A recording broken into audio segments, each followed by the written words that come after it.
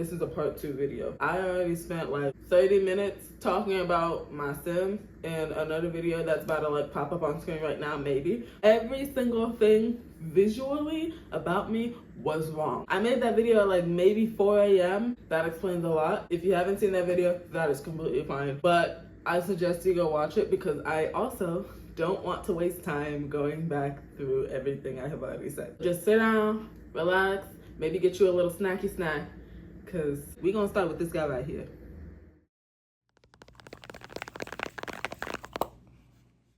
I want to spend most of this video talking about the next generation, all right? Specifically, Carly surna-easter, who was taking a little nap, so we're gonna ignore that. Before I start talking about her, I need to explain. I need to give context as to why she is about to make the decision that I'm about to tell you. And the only way that I can do that is to talk about Theodore. This is Theodore surna-easter, all right? He is the son of Kyle surna-easter and Keenan surna-easter, who has died. Theodore is also the grandson, all right? First grandson, mind you, of Nayeli surna-easter, who, I really hate to say this, has, by this point, passed away. I'm gonna go pick her up. I feel like that was disrespectful. When Nayeli had died, okay, there was a huge funeral. Everybody came. First Eve, then Keenan, and now Nayeli, all right. I wanted to commemorate her because I had just gotten the life and death pack. Eve had died. Let me set the scene. Eve had died. Nayeli was heartbroken. Kyle, Keenan, and Theodore, they had their own little starter home somewhere because Cass had lived in the city and was struggling, honestly. And then Cooley was all the way in Japan and was like, you know what? I need to make an executive decision and I need to move in with my mom because she needs somebody. That's when Keenan, Kyle, and Theodore ended up moving in with Nayeli, and they had a multi-generational home. Nayeli, she really appreciated that, obviously. And in her will, she left the house and most of her money, if it didn't go to charity or her other kids, to Keenan. When Keenan died prematurely, in her grief of losing, because that's the thing, imagine losing a child right after losing your spouse, your life partner. Let me calm down. All the stuff that she left to him in the will went to the next of kin. In the absence of his father and his grandfather, Theodore ends up moving into the legacy house plot with a bunch of money. Imagine being a generational trust fund baby. Your dad died before your grandma. Your grandma went on to make even more money and then died. And all that money and the giant house is left to you. It's a blessing in disguise. That's all I'm gonna say. It's not like Theodore didn't like deserve it or anything, you know? Because let's face it, you see this cup? Those are all her grandkids.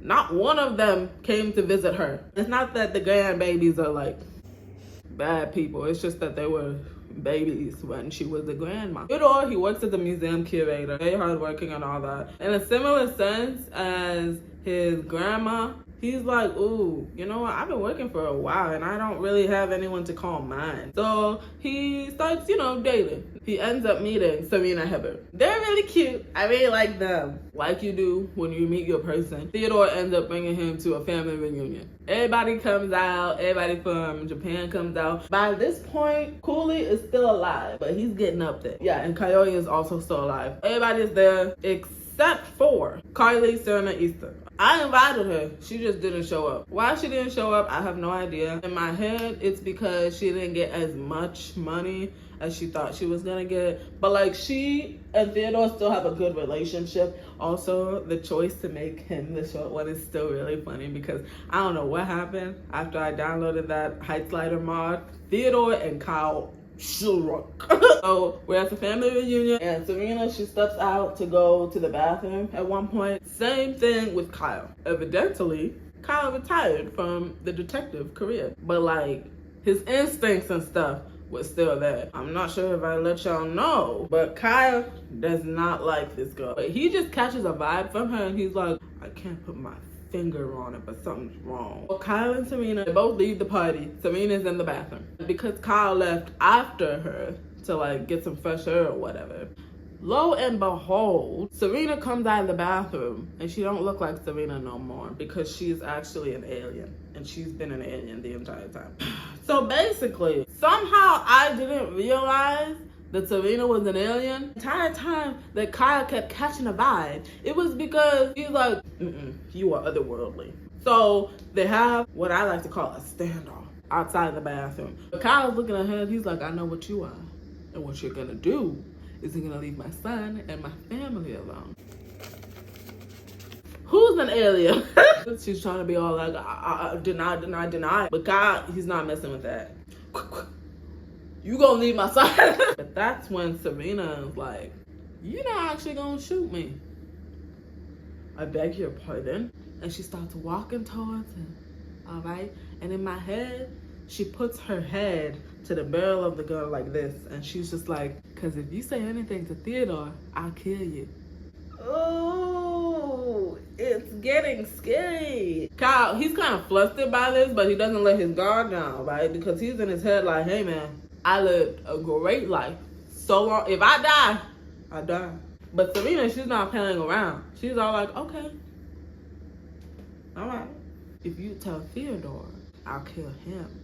That actually puts a wrench in my plan. Also, ignore the fact that she's in her alien form. Theodore and Serena, they keep dating. But let me give you a little bit of the breakdown on Serena. In the sim world right now, they have advanced to the point of space travel and established intergalactic peace treaties. But there are some aliens that have formed groups. And in these groups, they're in their head like, why are we having peace treaties with these people? We are bigger, faster, stronger. We could just take over Earth. Serena, she has been sent to Earth to basically infiltrate this family and do like reconnaissance. Honestly, this family, if anything, is the best family to do that in, because I'm not really sure if you noticed, we started with an Indian matriarch. We made a black woman, black Indian kid. One of them made a white person, one of them made a mixed person, and then a black mixed person again, all right? One of them made a Japanese woman. It's a melting pot. So while Kyle is dating Serena, mind you, he's literally about to marry her too, because everybody can see it too. It's basically become a question of when is he gonna pop the question? We've been waiting. Like I said, Carly and Theodore, they have a good relationship, right? But while Theodore was an only child, Carly has major eldest daughter syndrome. I'm on silence for all the eldest daughters.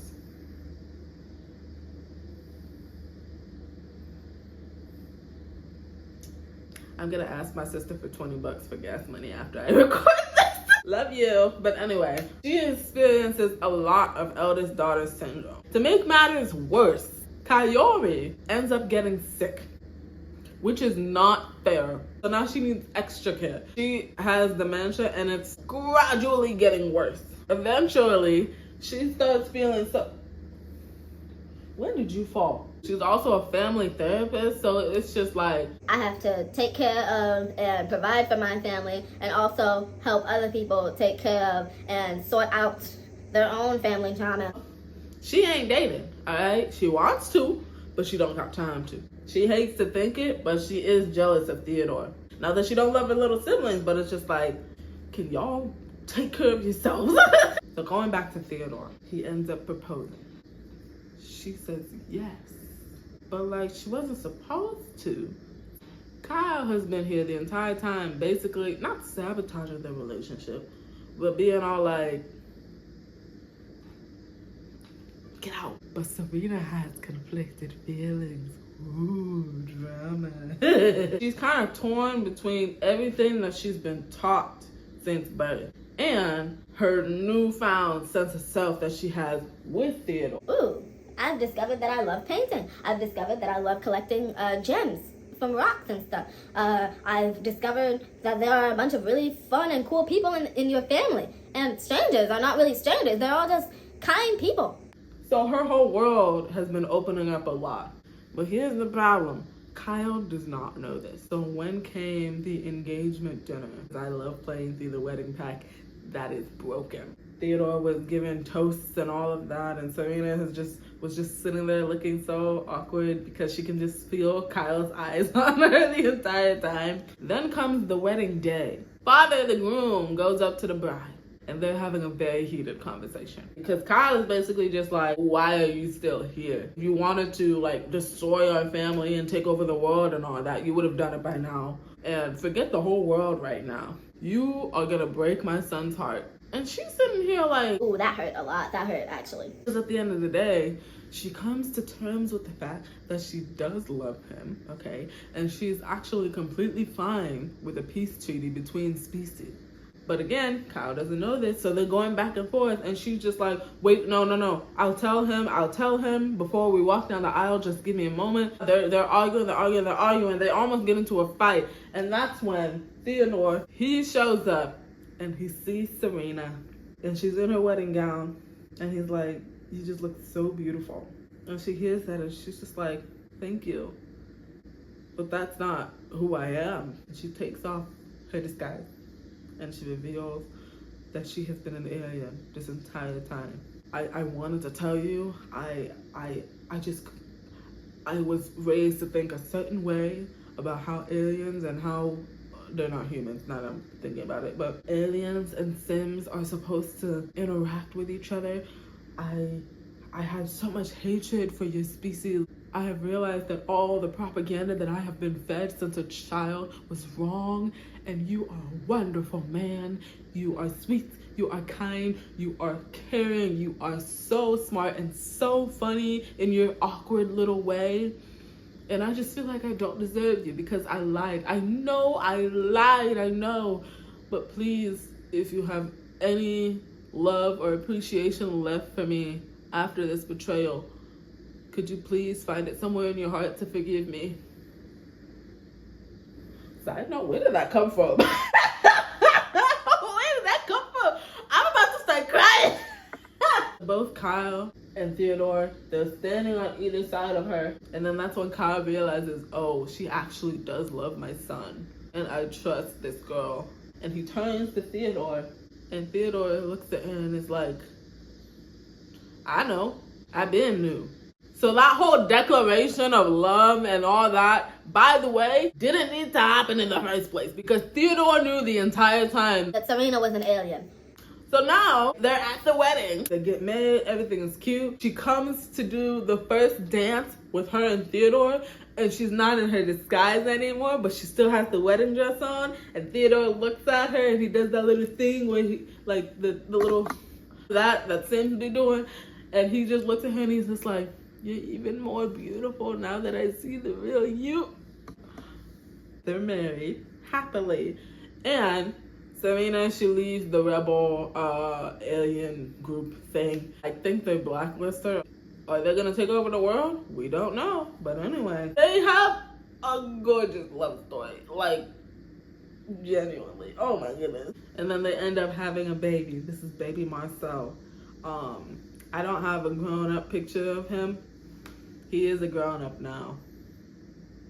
He's still blue. He's very ugly. I'm sorry. All of God's creatures are beautiful. That closes the chapter on Theodore and Serena, right? They still like have other stuff going on, but like it's not really worth talking about. They just live happily with their son. So having said that, going back to Carly. From her perspective, her cousin has just gotten her grandmother's house, a lot of her grandmother's money. Her cousin has just had the wedding of his dreams to his soulmate, who is also really cool, and an alien, which no one really knows about the rebel alien thing. That's a little family secret. She is still living at home with her 2 old parents and her 3 younger siblings. Her mom is sick, and her dad is old, all right? She ain't doing too good. That's my point. And to make matters worse, Cooley unfortunately passes away. I literally loaded into their household. They're talking about some Cooley better get his affairs in order. Get that notification away from me. At least I had time to spend with him because Keenan, he died off screen. That's terrible. Everybody is affected. Everybody is affected by Cooley's death differently. Coyote, she still thinks that her husband is alive, all right? Which is crazy because I'm not sure if you noticed this little dashed lines here. All these like colors and symbols that you can barely see, they mean something. But this means that they separated. But everybody in the surna-easter Nishidake family, Cooley and Demi, they clashed a lot. And she acted out by being very promiscuous. When Cooley died, she was like, okay, yeah, no, I'm just gonna do a 180. And she ended up being like super modest. She joined the gravedigger career path, and she started being like really into tarot cards and all that stuff. And it's like, all right, he just chilling. I don't know. Then Zachary, who aged up into a child literally the day before his dad dies, technically doesn't really remember Cooley in game, but I am choosing to believe that it's because he's blocking out his dad's death. Every time someone in the family mentions how, oh, remember when we all went to the water park and then you and dad tripped and fell, he was just like, you guys know that I was a baby when dad died, right? And everyone is like, he's just blocking it out. He's just blocking it out. Because Carly had a little bit of extra help. Carly can kind of take a step back and be like, I'm still going to take care of everybody, but I'm not going to do everything. Carly, she decides that she wants to start dating again. Not even again. She's literally never dated this entire time. Apparently, nobody is a normal person. So because of this, Carly has seemingly given up. So she goes to grab a drink at this new singles bar that had opened up. She ends up chatting it up with a guy that's sitting at the bar next to her, and his name is Dion Lane. The height difference, anyway. And they exchange numbers, all right?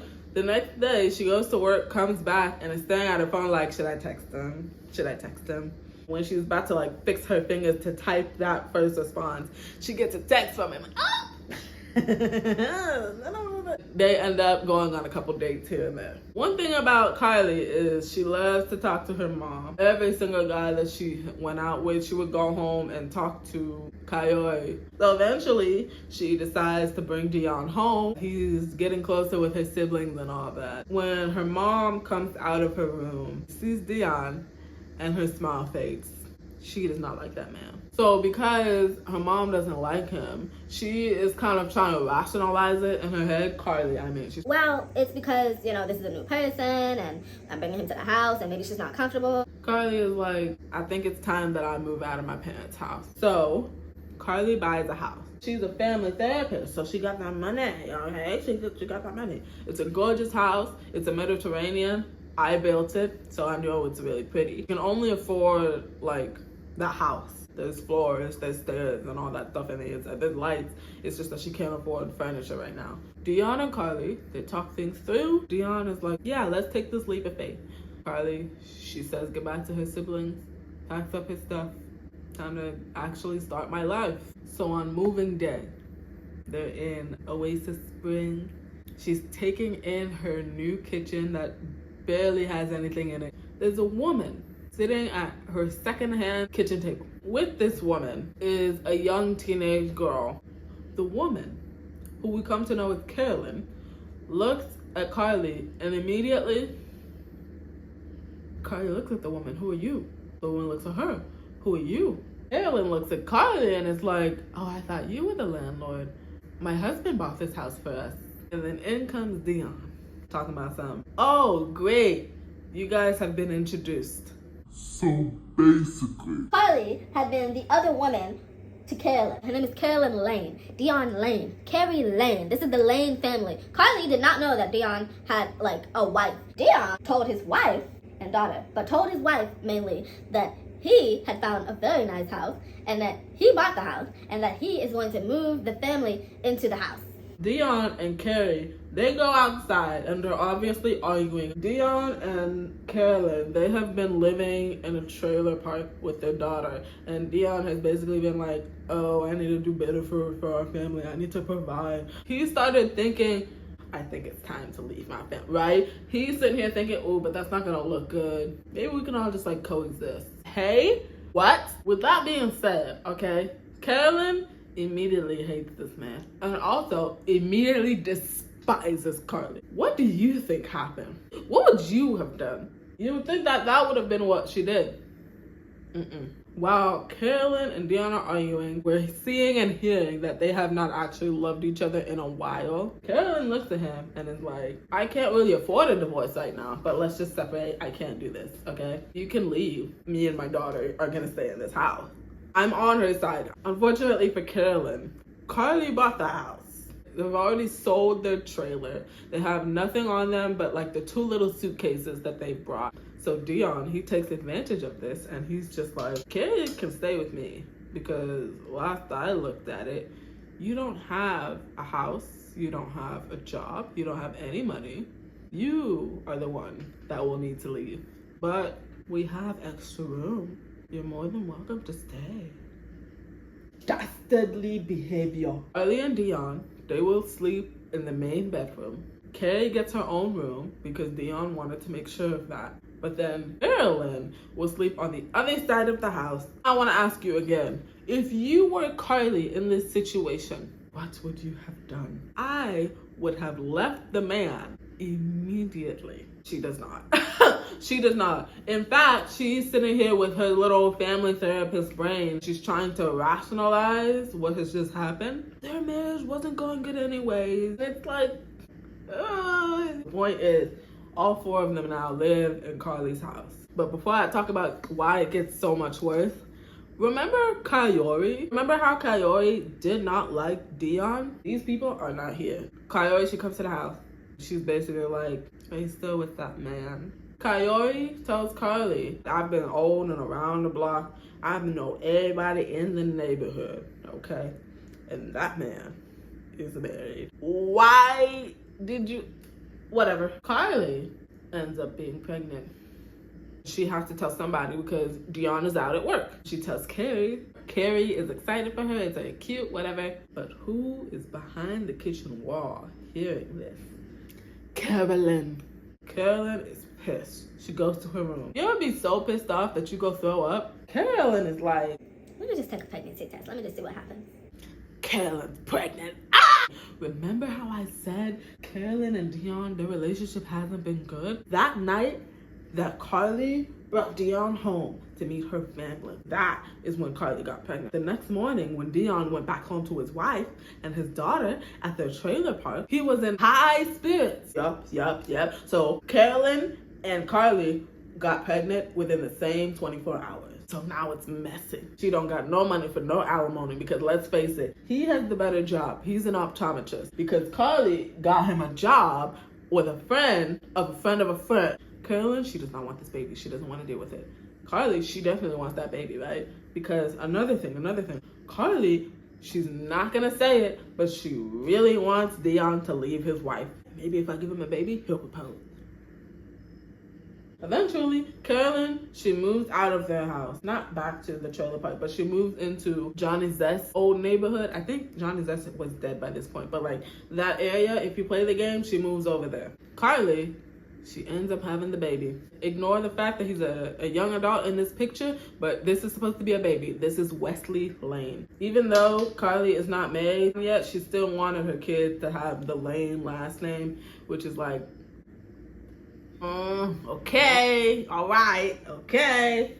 You're about to fall backwards, aren't you? Just don't do it when I'm not looking, okay? That's embarrassing. Anyway, little side note. I'm not sure if you can see this right here, but Carrie, she had a boyfriend at the time. His name was Hugh something. He's not really important, but they were intimate, okay? And she ended up getting pregnant. Teenage pregnancy? Okay, whoa, hold on. She ends up going to Carly, not even Dion and not even Carolyn. She goes to Carly. And coincidentally, she is pregnant again. Stay off of her. Carly is just like, do you know who the father is? You do? Great. You have to tell him. Carrie, I'm sorry, girl. Carrie goes to the gym to confess to the boyfriend that she's pregnant. When I tell you I was heartbroken on her behalf because the boyfriend did not respond well to that at all. I need a moment to clear my head after hearing this news. If you don't get that notification out my face, she's sitting here so stressed. I get a notification talking about Carrie was rushed to the hospital. Hello? What? I'm sitting here like, girl, if you don't, not only does she have syphilis, but she lost the baby. It's very sad. Obviously, later on, she breaks up with the boyfriend because it's like, I thought that was both of our first times. And he's like, I mean, technically. What do you mean technically? But anyway, she tells Carly about the syphilis. And Carly, you know, her grandma was a well-known doctor. She pulls some strings and all that. Gets Carrie some really good care, all right? And now Carrie's all right.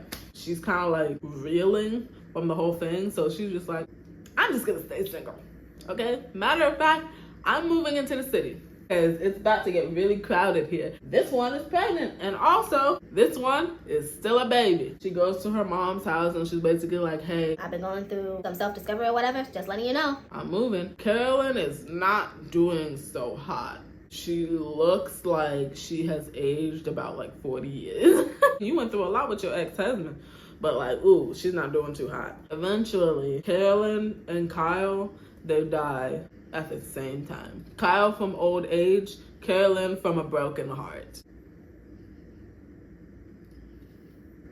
But honestly, I saw it coming, so I'm not as sad, which is a messed up thing to say. Point is, may they rest in peace. They're both dead. Double homicide. I stopped recording for a while, but then I realized that I technically haven't finished out Carly's story, so I'm gonna do that. Hold on. So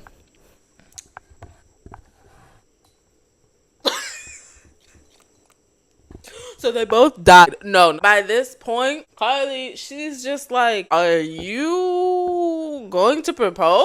Like, what's going on? Big motivation behind Carly's like, Hey, can you hurry up? is she wants her mom to be at the wedding. Her reasoning was, we have kids together. And then Dion, the game I should say, the game had the nerve to be like, Just because we have kids together, it's not a good enough reason for us to get married. so you're one of those. The crazy thing is, Carly gets pregnant again for the third time now. With this pregnancy, I guess, Dion finally proposes and they start planning their wedding. And Carly, she's making sure that it's getting done quick. She skips an engagement dinner, she skips the rehearsals, all this stuff. And the day before the wedding, Coyote shows up at the house. I didn't really talk about it in the first, what is this, episode? Part? I don't know what this is. Cooley and Coyote's wedding was really cute. Like, it was my first, like, real one. It was my first real one. It was really cute. Anyway. Coyote gives Carly the wedding topper from her and Cooley's wedding. And she gives a really big hug. And Coyote passes away.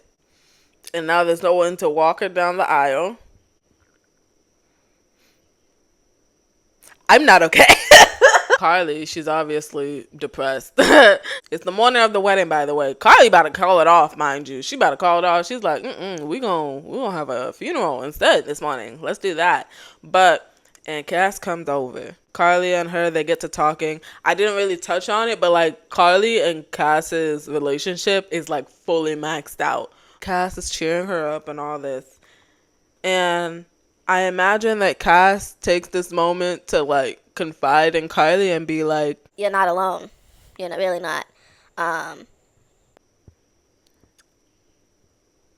the way, you do realize I've had 2 divorces, right? she's telling that to Carly because it's basically like, look, have y'all seen Jesse?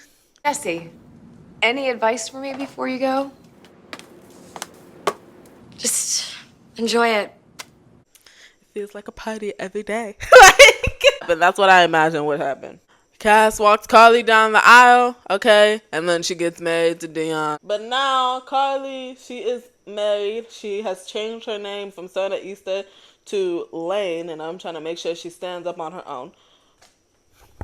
Their honeymoon bliss. As a side note, I hate when people see like a happy couple and they're like, they're still in the honeymoon phase. Mind your business. Carly comes home. She gives birth to Charlie. Carly, Wesley, Presley, Charlie, right? Carly and Dion, you would think that they would stop there. No. They actually end up having problems, like, immediately. All of a sudden, Dion talking about some, I want more.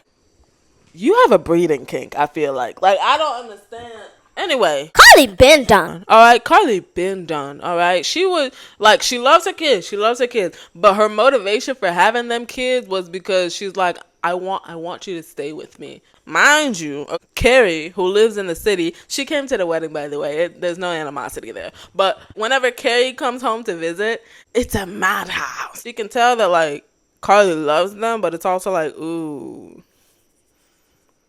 this too much. Carrie and Dion's relationship has, like, been slowly going down, okay? She starts low-key resenting her dad a little bit. From Carrie's perspective, This man has cheated on her mom, all right, and gone and started a family with another woman. You have all these kids trying to fill some sort of void in your heart, and it's like, I've been here the entire time. she'll show up to the house to visit Dion, talking about some, hi, honey, I'm going to go to work.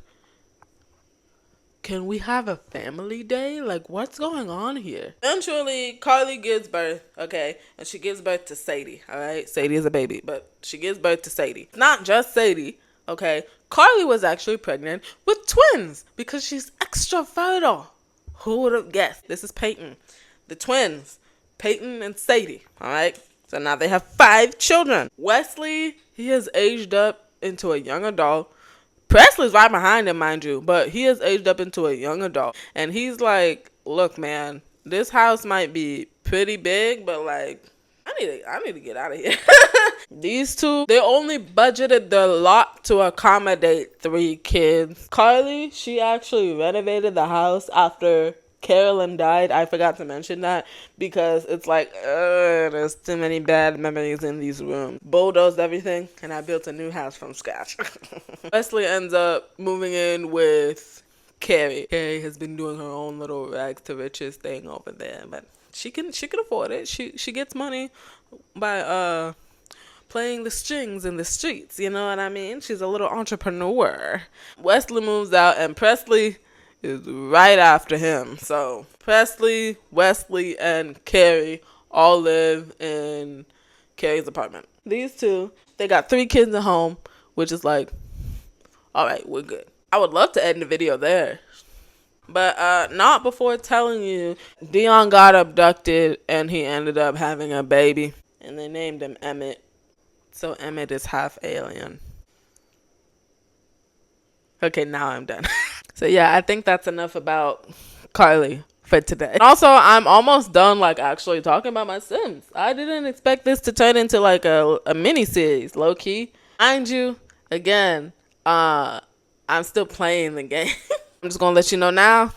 Carly's siblings, they're gonna get 5 minutes in the next video. That's pretty much it. Ooh, except for Demi. Demi's important. You see those 3 little circles?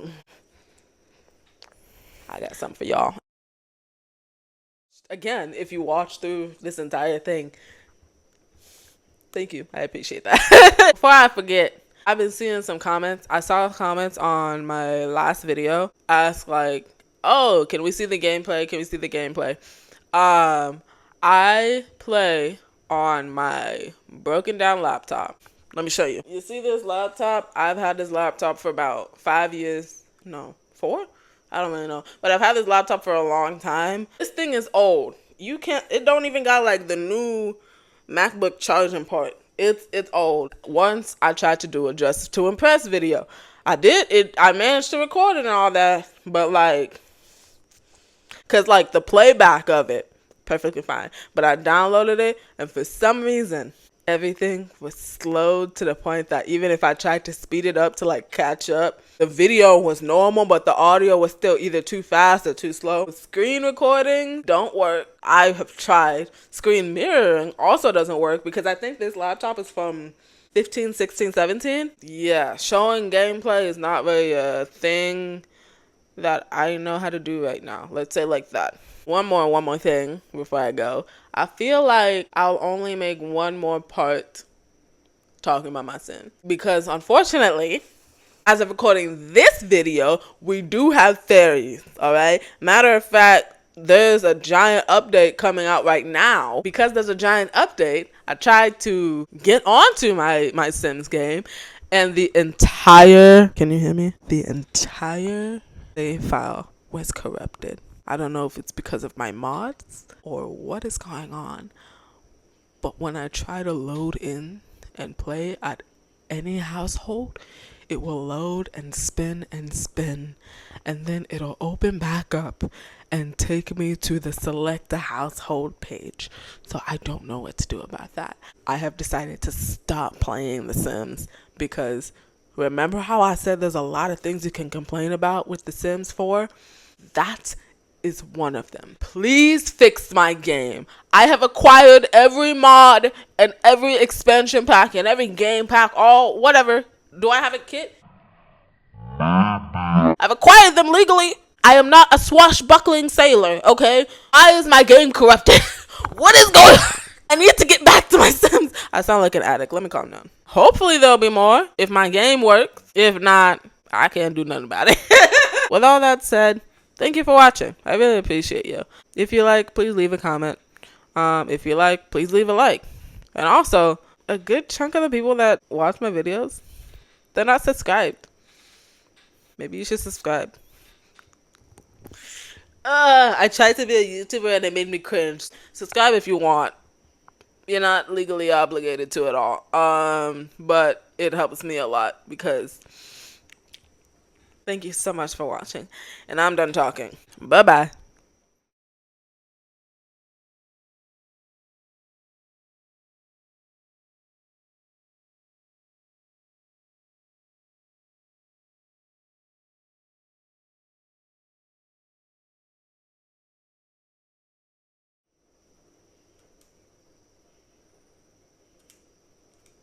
Oh, I gotta end the video.